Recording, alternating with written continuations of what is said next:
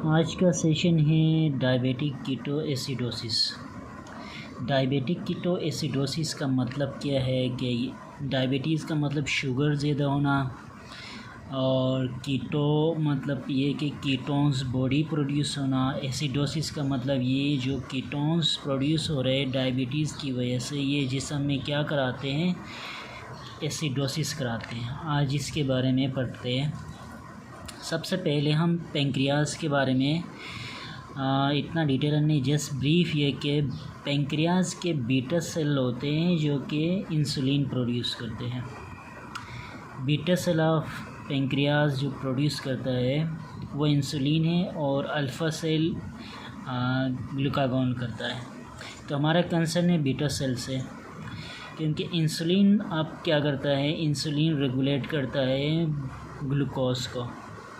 अगर कोई भी रीज़न की वजह से इंसुलिन की प्रोडक्शन कम हो, जिसको टाइप 1 डायबिटीज़ भी कहते हैं, यानी कि बीटा सेल ख़राब हो, इम्यून सिस्टम ने ख़राब किया, या किसी कैंसरस कोई भी इशू की वजह से बीटा सेल ख़राब हो गया, तो वो क्या करेगा, इंसुलिन प्रोड्यूस नहीं करेगा। अब आते हैं कि इंसुलिन का फंक्शन क्या है। सबसे पहले क्या है, insulin sensor as a sensor काम करता है, या मैसेंजर काम करता है, या एक्टिवेटर काम करता है। कैसे? इंसुलिन एक्टिवेट कर देता है लीवर को ताकि वो स्टोर करें ग्लूकोज को। ठीक है, सबसे पहला होता है लीवर को जगाता है ताकि ग्लूकोज को स्टोर करे। दूसरा फंक्शन है कैरी करता है ग्लूकोज को into the adipose fatty tissue और साथ साथ में मसल में। दूसरा जो वाइटल काम है वो ये है कि ग्लूकोज को साथ लेके जाता है कहाँ पे, एडिपोज जो टिश्यू है उसमें और मसल में। ये बहुत इम्पोर्टेंट काम है इंसुलिन का। तीसरा काम होता है कि पोटाशियम को इनसाइड सेल लेके जाता है। अगर ये ना निकले इंसुलिन तो क्या होगा, लीवर ग्लूकोज स्टोर नहीं करेगा, सेंस ही नहीं होगा उसको, सेंसर ख़राब है सिंपली। वो जाके इंसुलिन के रिसेप्टर्स होते हैं लीवर में, जब इंसुलिन वहाँ जाएगा ही नहीं तो लीवर सेंस ही नहीं करेगा। लीवर फर्दर अपना स्टोर हुआ ग्लूकोज भी जिस्म में फेंक देगा, तो ब्लड स्ट्रीम में ग्लूकोज बहुत हाई होगा। पहला स्टेप। दूसरा स्टेप ये होता है कि ग्लूकोज क्या होगा कि एडिपोज टिश्यू और मसल में नहीं जाएगा, तो क्या होगा, यहाँ से ही पढ़ लेते। अगर एडिपोज टिश्यू और मसल में नहीं जाएगा तो क्या होगा, वहाँ पे एडिपोज टिश्यू में एनर्जी नहीं पहुँचेगा और मसल में भी एनर्जी नहीं पहुँचेगा। पोटाशियम क्या होगा, आउटसाइड सेल ज़्यादा होगा, क्योंकि उसको लेके जाने वाला अभी नहीं है। अब दो चीज़ों के बारे में फ़र्दर पढ़ते हैं। एडिपोज टिश्यू के अंदर क्या होता है, ट्राइग्लाइसराइड होते हैं, उनकी तोड़ फोड़ स्टार्ट होती है। ये कहाँ पे होती है, एडिपोज टिश्यू फैटी टिश्यू है वहाँ पे, जिसको कहते हैं लाइपोलाइसिस भी कहा जाता है। इनकी ब्रेकडाउन होती है। जब ये ब्रेकडाउन कहाँ पे होती है, फैटी, ये ट्राइग्लाइसराइड दो हिस्सों में तकसीम होती है, ग्लाइसिरोल और फैटी टिश्यू में। फैटी टिश्यू मूव होके कहाँ जाता है, लीवर में जाता है। लीवर में जाता है तो लीवर क्या करता है, इस फैटी टिश्यू को 3 हिस्सों में तकसीम करता है, यानी 3 कीटोन्स निकाल देता है इससे। एक का नाम है एसीटोन, एक का नाम एसिटोएसिटेट, और एक का नाम बीटा हाइड्रोक्सी ब्यूटरेट। सबसे पहले बनता है एसिटोएसिटेट। एसिटोएसिटेट फर्दर क्या बनाता है, बीटा हाइड्रोक्सी ब्यूटरेट बनाता है, जो कि ब्लड स्ट्रीम में फेंक देता है।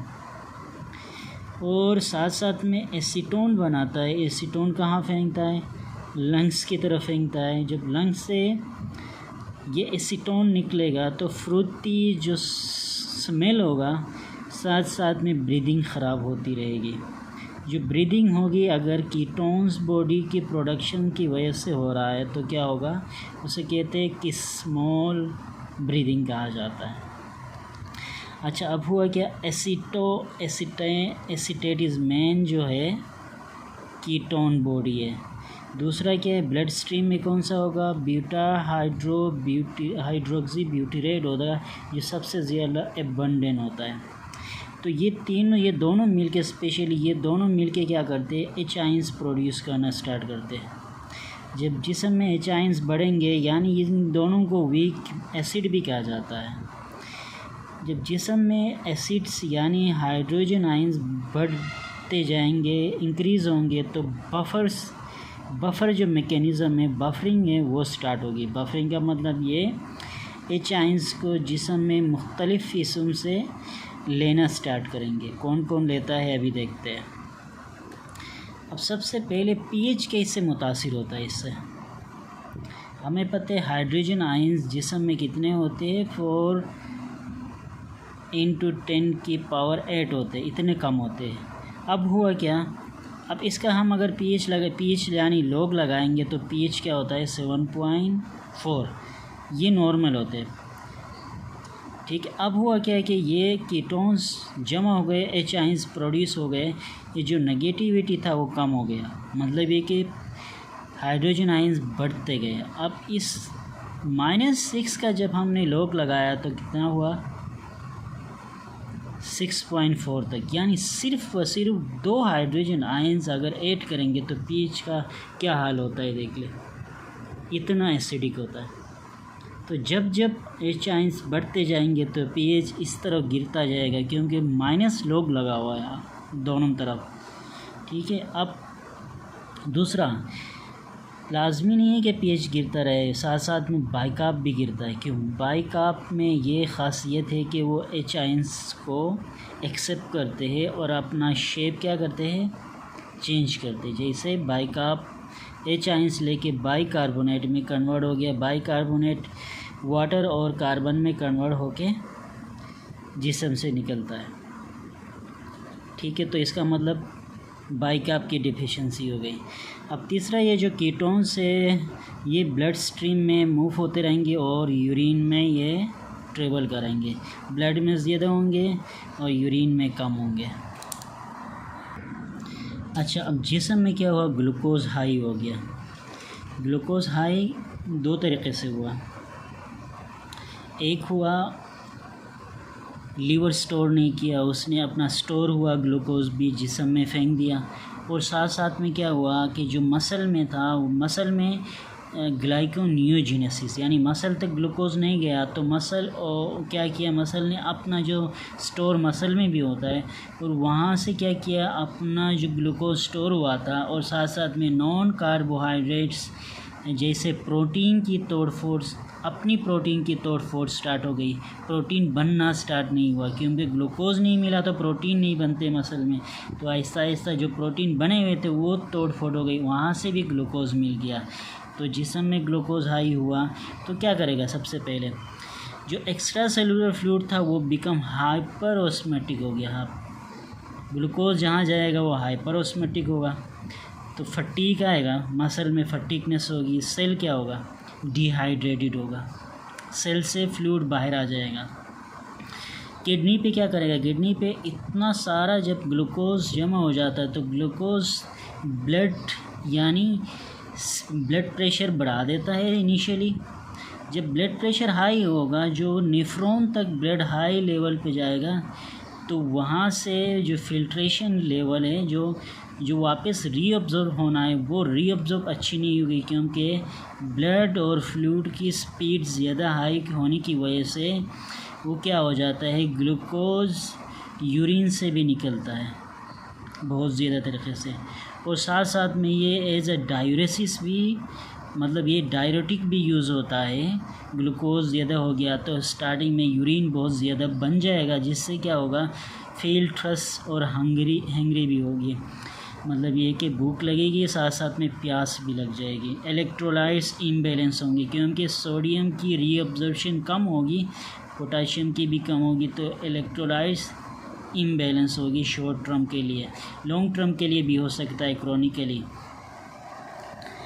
साथ साथ में अगर शुगर हाई हो गया, रेटिनोपैथी होगा, गैस्ट्रोपैथी होगा, न्यूरोपैथी होगा, निफ्रोपैथी होगा, कैटरेक्ट होगा, ये तमाम साथ बात में पढ़ लेंगे इंडिविजुअली। अभी हम क्राइटेरिया की तरफ जाते हैं कि डीके का क्या क्राइटेरिया है, कि हम इसको डीके कह सकते हैं या नहीं कह सकते।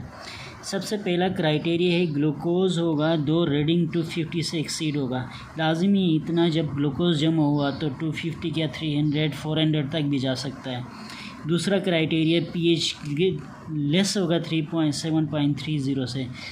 अब सिर्फ 2 कीटोन्स की वजह से 6.4 आया था, 2 H आयंस से, तो लाजमी ये पीएच डाउन होगा। बाइकार्ब 18 से कम होगा, यानी बाइकार्ब 18 से लेस होगा।